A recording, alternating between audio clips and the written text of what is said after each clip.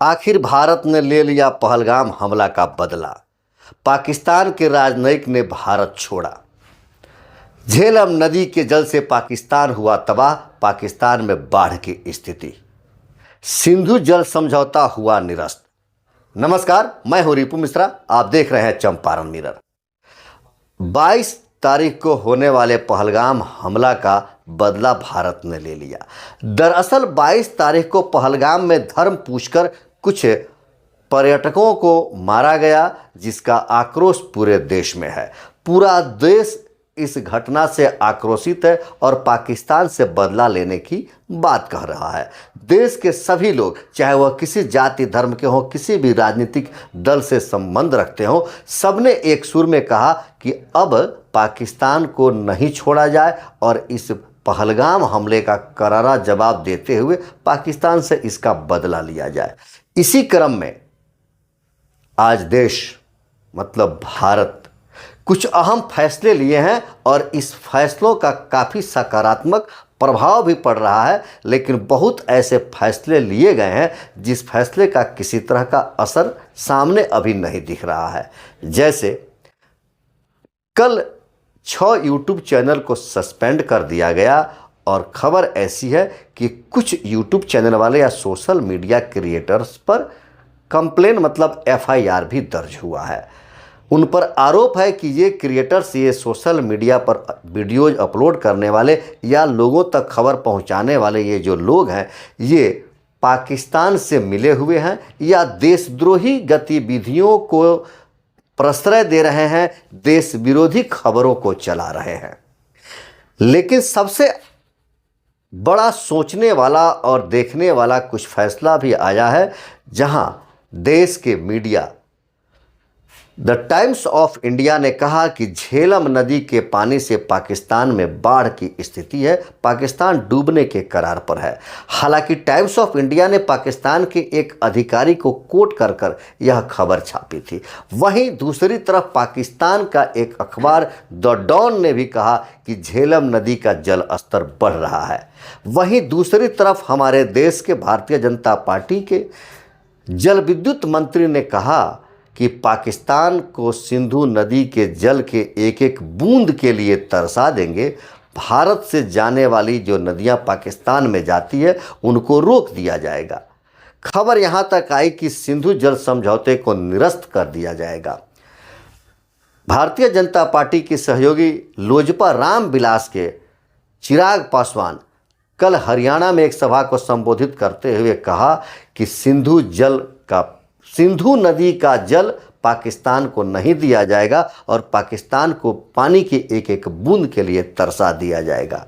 यहाँ पर 2 चीज़ बड़ी गौर से देखने वाली बात है और आप भी इन दोनों खबरों पर, इन दोनों बातों पर गंभीरता से विचार करेंगे तो बहुत कुछ बातें समझ में आ जाएंगी। जहाँ एक तरफ अखबार, चाहे भारत का अखबार हो या पाकिस्तान का अखबार हो, वह इस बात का दावा कर रहा है कि जो नदियां भारत से पाकिस्तान में जाती है उनका जलस्तर बढ़ रहा है और उन नदियों में उफान आने से या जलस्तर बढ़ने से पाकिस्तान में बाढ़ का खतरा है। वहीं दूसरी तरफ हमारे देश के नेता और मंत्री कह रहे हैं कि भारत से एक भी बूंद पानी अब पाकिस्तान को नहीं दिया जाएगा। सच्चाई क्या है, यह आपको सोचना और समझना होगा कि क्या वास्तव में भारत से जो नदी पाकिस्तान को जाती है, इन नेताओं की बात माने तो उसके पानी को रोक दिया गया है और अखबार की बात माने तो उसमें बाढ़ आ गया है। कितनी सच्चाई है यह तो आने वाले समय में पता चलेगा। लेकिन अभी जो खबर आई है, पाकिस्तान के लोगों का वीज़ा रोक दिया गया या निरस्त कर दिया गया, मतलब पाकिस्तान से पाकिस्तानी लोग जो भारत आने वाले थे उनका वीज़ा रोक दिया गया है और पाकिस्तान के राजनयिक को भारत छोड़ने का आदेश दिया गया है। या ऐसा कहें कि अब पाकिस्तान के राजनयिक को भारत से वापस पाकिस्तान भेजने की तैयारी हो रही है। कहीं न कहीं भारत सरकार की यह जो सोच है वह पहलगाम हमला के बदला लेने को कहिए या पाकिस्तान को सबक सिखाने के लिए कहिए, चाहे उद्देश्य जो भी हो, अब सरकार भी पहलगाम हमला के विरोध में पाकिस्तान से कुछ जवाबी कार्रवाई करने की सोच रहा है और देश में जो गुस्सा है, आक्रोश है, सभी लोग सरकार से मांग कर रहे हैं कि यह घटना न धार्मिक है, न राजनीतिक है, न जातीय है। यह देश का सवाल है, देश के अस्मिता का सवाल है और लगातार सीमा पार से पड़ोसी देश इस तरह की घटना को अंजाम देते रहता है, हमारे देश में अशांति फैलाए रहता है, देश की एकता और अखंडता को भंग करने की कोशिश करता है। अब ऐसे में इस समय उसे एक भरपूर जवाब दिया जाना चाहिए और माकूल जवाब दिया जाए, जिससे कि सीमा पार से इस तरह की गतिविधि करने वाले लोगों पर अंकुश लगे और अपना देश अमन शांति से जीवन व्यतीत करे। सरकार के सामने दो चुनौती है।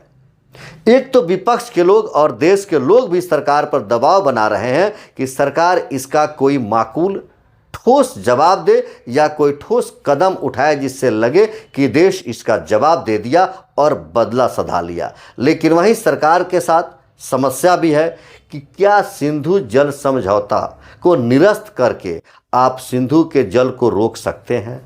क्या देश के पास उतना जल संरक्षण करने का, जल संचय करने का संसाधन है जो सिंधु, झेलम या उन तमाम 6 नदियां जो भारत से होकर पाकिस्तान को जाती हैं, उन नदियों के जल को भारत संग्रह कर सकता है? दूसरी बात कि क्या नदियों के पानी को रोक देना है इस समस्या का समाधान है या माकूल बदला है? अगर सरकार इस समय कोई ठोस कदम नहीं उठाती है और संतोषजनक बदला नहीं लेती है, तो आज भी जो देश के लोग पुलवामा को संदेह की दृष्टि से देखते हैं और सवाल उठाते हैं, पहलगाम पर भी कई तरह के सवाल उठेंगे। एक तरफ जहां सरकार के माध्यम से सवाल पूछने वालों को देशद्रोही कहा जा रहा है और उनके चैनल सस्पेंड किए जा रहे हैं, उनके ऊपर मुकदमा किया जा रहा है, तो सवाल यहां पर भी है कि अब लोग सवाल पूछे तो किससे पूछें? क्या सरकार से सवाल पूछना देशद्रोही है? क्या जो लोग सरकार से सवाल पूछते हैं वो देशद्रोही हैं? कल प्रधानमंत्री ने मन की बात कही है, बहुत सारी समस्याओं का समाधान हो जाता और बहुत सारे लोगों के सवाल का जवाब मिल जाता कि अगर कल मोदी जी मन की बात के जगह पर बहुत लोगों के सवालों का जवाब मिल जाता, अगर कल मोदी जी मन की बात के जगह पर देश के लोगों के लिए काम की बात करते और काम की बात पर एक प्रेस कॉन्फ्रेंस कर दिए होते, अगर इस तरह का काम हुआ होता कि मन की बात की जगह पर प्रेस कॉन्फ्रेंस में काम की बात हुई होती, तो जो एक विशाल बना हुआ है, बहुत सारे सवालों का पुलिंदा बना हुआ है, उन तमाम सवालों का जवाब भी मिल गया होता। वैसे आपको क्या कुछ कहना है?